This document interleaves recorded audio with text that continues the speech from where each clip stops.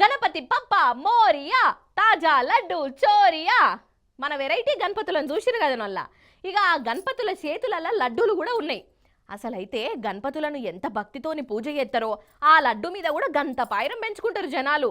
అందుకే కాదు, అర్రాసు పెడితే వేలు వందలు కాదు లచ్చలల్లో కూడా అమ్ముడు పోతుంటాయి లడ్డూలు కదా. అయితే ఈ వినాయకుని లడ్డూలను కొనుడు కంటే కూడా కొట్టేసుడు మీదనే కొంతమందికి బాగా కాయిచుంటది. నిజమేనా నొల్ల? నిజమే అనిపిస్తున్నది. అగ చూడు రాదురోల్లా, గణపతి పండుగ గిట్ల షురు అయిందో కాలేదో లడ్డూలు మాయమైతేనే ఉన్నాయి. అగ చూడండి కావాలంటే. హోషిని కథ సల్లగుండా. అసలు మండపాలల్లా గణేశుని కోసం కాదు, గణేశుని చేతుల పెట్టిన లడ్డూ కోసం పోలీసులు బందోబస్తు చేయవలసి వస్తుంది. గణపతి పండుగ రాగానే ఇక దొంగలు లడ్డూలను పొతం చేసే పని పెట్టుకున్నారు కాదోల్లా.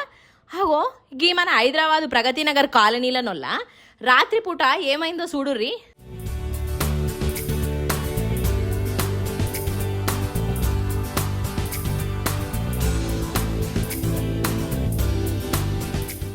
అటుకేలి ఒకడత్తాండ మెల్లగా పిల్లి లెక్క. అబ్బరే బిడ్డ, వినాయకుని లడ్డూనే ఎత్తుకుపోయిండు. ఏం చేస్తావురా వారి నువ్వు దాన్ని? ఇక ఇటు మేడ్చల్ జిల్లా కీసరలగూడనొల్ల అద్దమ్మ రాత్రి ఒక బ్యాచ్ వచ్చింది. వాడకట్టుకు పెట్టిన వినాయకుని కాడికి పోయిర్రు. అటు ఇటు చూసిర్రు. కథమిగా లడ్డుని ఎత్తుకపోయి పరారు. వీళ్ళ చేతులకు జట్టలు ఉట్ట దేవుని లడ్డు ఎత్తుకపోవుడేందో వీళ్ళు.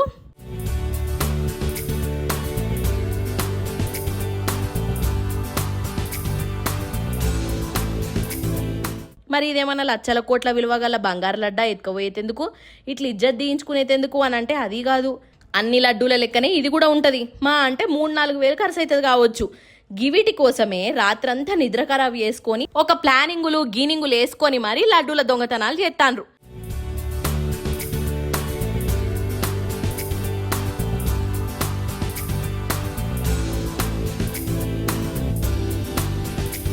ఇళ్ళనే కాదోల్లా, మన పట్నం చుట్టుముట్టు ఈ లడ్డుల కోసం 20-30 బ్యాచ్లు తిరుగుతున్నాయట. వాయమ్మనే, మరి జాగ్రత్త సుమి. పూజలే కాదు, గణపతి లడ్డూలను కాపాడే ఉపాయం కూడా చేసుకోర్రి.